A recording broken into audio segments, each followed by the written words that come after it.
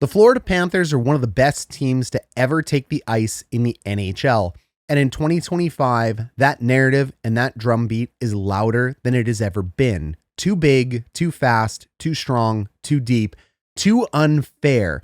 In a salary-capped era where a state that has no state tax allows players to sign, helps them bring in some of the best players in the world because they can make more money. Is that really the reason this team is so good? Or is there another reason? Is there another place we should be looking?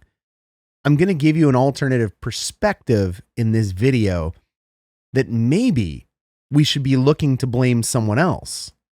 Maybe we should blame Canada for Florida's success. Blame Canada!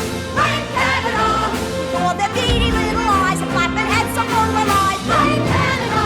Blame Canada! We need to form a full assault! It is no secret in the NHL that Canada has a massive presence still today. Yes, Finland, Sweden, the United States, and others developed some great players, but Canada is still the dominant player. And the influence on the Florida Panthers from Canadian players, Canadian systems, Canadian coaches is massive. When we look at Florida, we notice that Aaron Ekblad, one of their only 4 draft picks, this is critical, is Canadian. Only 4 players from Florida were drafted by Florida. Florida primarily signs through UFAs and trades. This isn't helping my argument that it is all due to tax purposes and players want to play here. But stick with me. When we look at the careers of these players, starting with the trade for Kachchuck, Reinhart, Bennett, Marshand, Jones, Vanacek, Strum, and Etu, we notice that there are 4 people with a Canadian flag. You can either be born in Canada, drafted by a Canadian team, or played on a Canadian team before you came here. Signed as UFAs, Carter Verhaeghe, such a unique case. We'll talk about him last. Forsling, Canadian influence. Rodriguez, Canadian. Greer, Canadian. Kulikov, Canadian influence. Schmidt, Canadian influence. And one other name you'll notice not on that list. Paul Maurice, Canadian born, Canadian coach, Leafs and Jets. So let's start with the big one. Matthew Tkachuk. Matthew Tkachuk is American. His father played for the Winnipeg Jets. Matthew Tkachuk played in Canada for the London Knights, and Matthew Tkachuk was drafted by the Calgary Flames. He played there with great success. He had fantastic seasons, including 104 points, but then was traded to the Florida Panthers. He was traded for Mackenzie Weegar and Jonathan Huberdeau. He wasn't going to sign with Calgary. He was nervous Calgary was heading to a rebuild, and he wanted to play back home in the United States. He was signed to a massive deal by the Florida Panthers, and as soon as he got to Florida, the drumbeat started in Canada of how badly the Calgary Flames fleeced the Florida Panthers. Huberdeau, a 100-point man in his own right, and Mackenzie Weegar, a top-rated defenseman, were coming back for simply just a winger. Yes, a good winger, but just a single winger. When he got to Florida, though, in 2022 and 2023, he exploded with 109 points, 123 penalty minutes, and 40 goals. He set that tone. 88 points the following year, and this year 57. All over a point per game, and we all know the other side of the game he brings. The Calgary Flames couldn't retain or hold on to their superstar, a guy they had an alternative captain on. They couldn't keep him, which reminds me of another player they couldn't keep, Sam Bennett, drafted by the Calgary Flames, Canadian-born. Bennett spent his time in the OHL, played for Calgary, but never really got off the ground with the Calgary Flames. They continued to put him at winger. They continued to piss off the young man. He wanted to play center. They never gave him an opportunity at center. There were concerns with his attitude. There were concerns with his style of play. He was tossed aside and traded to the Florida Panthers. Only this time, he wasn't traded for 2 game-breaking players like Huberdeau and Weegar.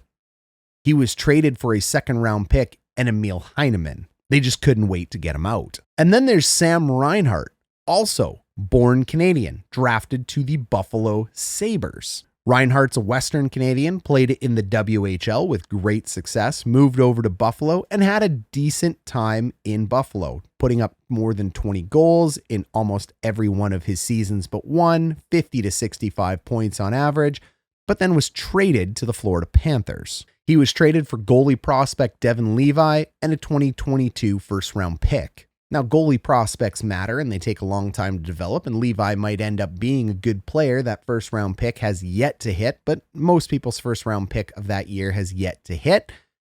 Sam Reinhart comes over to Florida and was rejected by the Buffalo Sabres because they were in their 700th rebuild over the last 20 years. And then we have everybody's darling in Florida, Brad Marchand.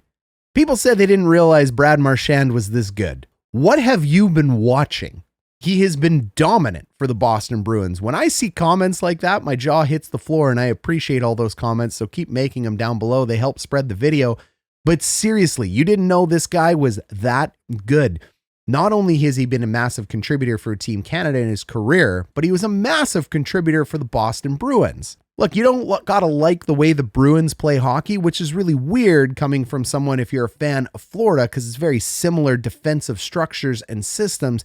But we're talking about a guy that's put up 100 points, 25 to 35 goals a season, and plays two-way hockey, and now you're seeing it in Florida in the playoffs. He comes over for a second-round pick that turns into a first-round pick. He's obviously Canadian-born, and it works out well for both teams. We also have Aaron Ekblad, a man that was told at 15 years old he was so good at hockey that he would be the second player ever in the OHL, one of Canada's biggest junior leagues, to play as a 15-year-old. You have to be granted exceptional status. He was.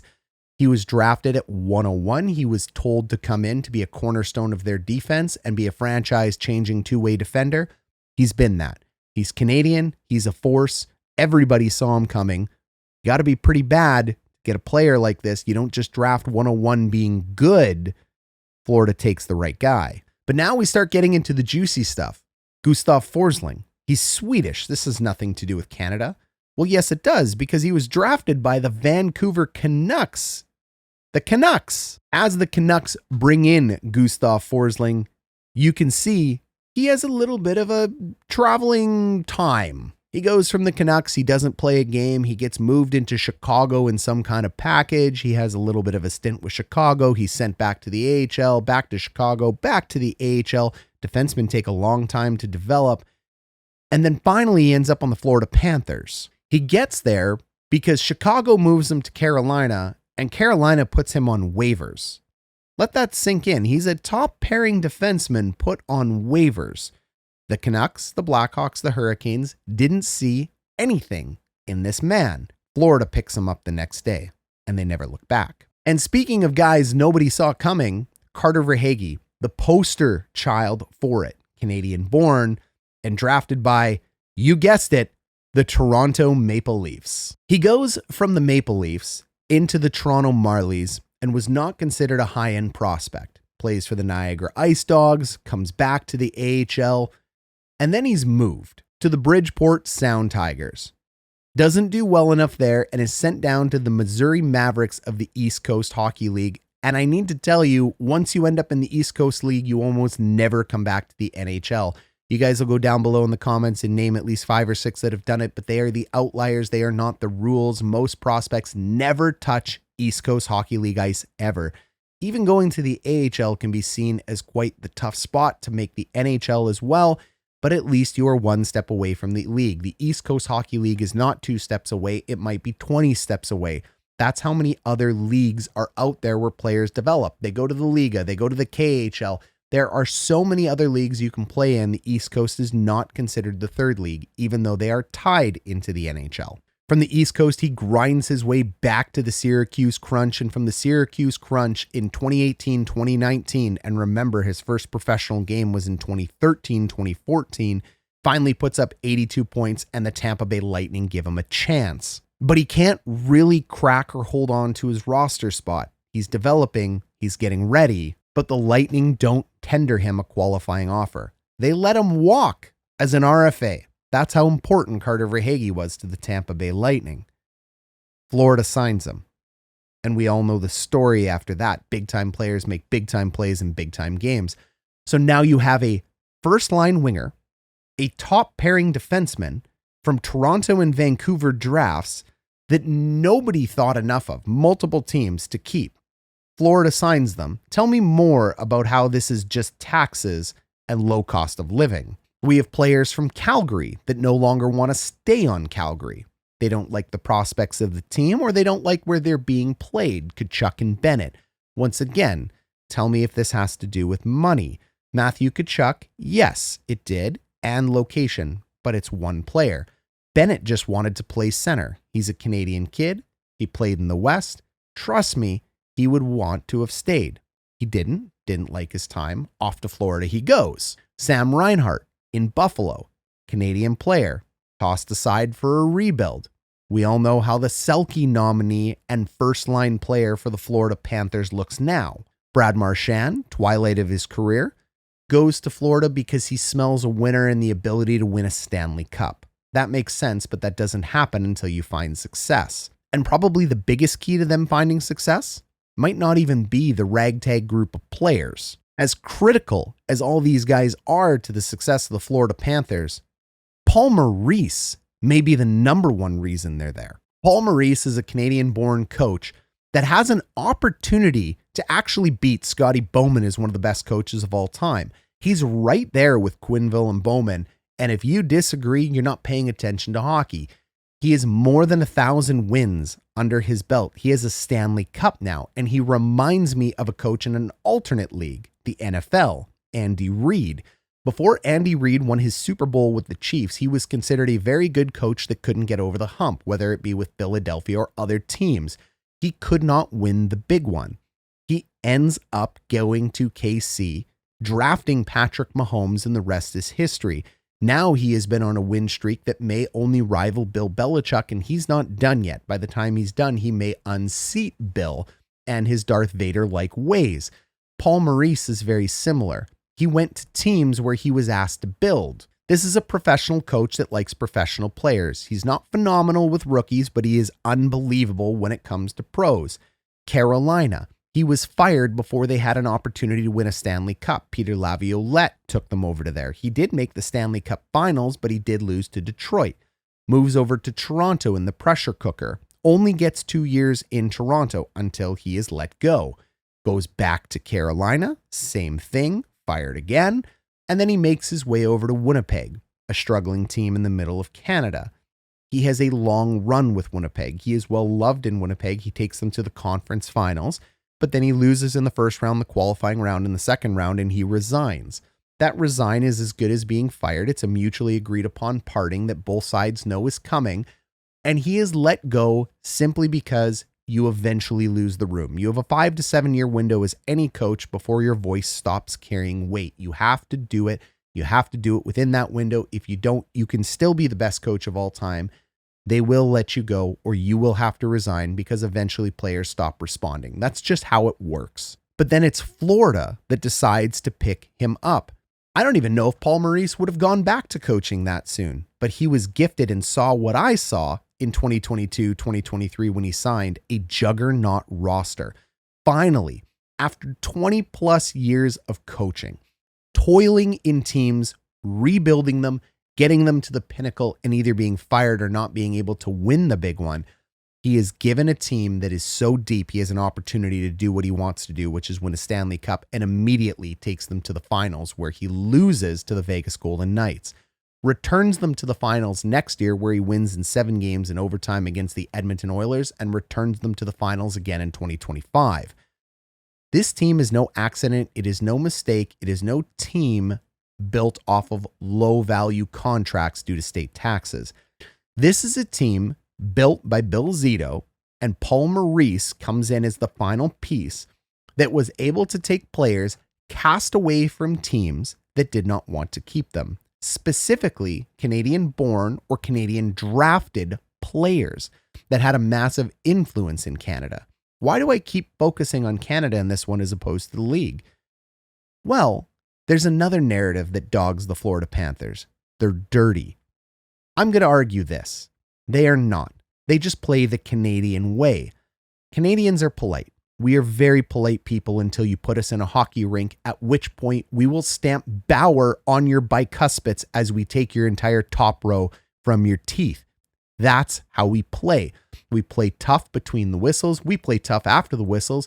We play tough. We score goals. We are fast. We are hard to handle. I said at the beginning of the video, the Swedes, the Finns, and the Americans play a great brand of hockey, and one day Canada may be unseated, but I've been hearing that narrative for 20 years and it has yet to happen. Canadian players grow up salivating over the Stanley Cup, dreaming of winning an Olympic gold or a world championship, and they push and they pressure and they will do anything to win. Does that sound like a guy named Sam Bennett? Does it sound like a guy named Sam Reinhart? Does it sound like Aaron Ekblad or Paul Maurice? Paul Maurice is known as one of the toughest coaches in the NHL, and he allows his team to take liberties. It's a match made in heaven when he gets the Florida Panthers because he knows that's what it takes to win. And Canadian fans, when it comes to the Four Nations, the Olympics, the World Juniors, or any other international form of competition, will tell anybody, don't let the door hit your ass on the way out. Thanks for coming and playing. It's our game. See you later, bud. Well, you know what? Florida just tends to have taken that way to the Sunshine State. They tend to have taken it down south because you can't ask the dog to come out of the fight. That's just who they are. That's who this team is. It's who they're modeled after.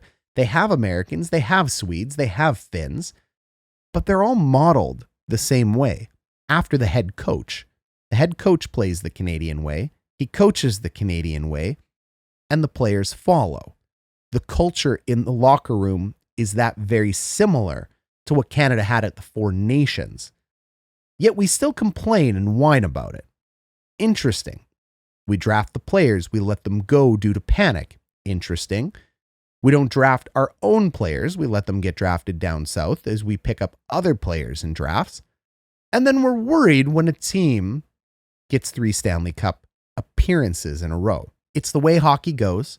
Florida is just the hot team right now, but there are many reasons outside of taxes as to why this happens. I hope you enjoyed this exploration of how Canada has impacted the Florida Panthers and how at the end of the day, I'm proud of the boys down there when they're ours, and I'm proud of what our country has done to the game of hockey. I'm also proud of what the Finns have done, the Swedes have done, and the Americans have done, and the rest of the world. But there are many reasons people win a Stanley Cup, and it isn't just state taxes. So make sure we take a look in the mirror before we get too upset.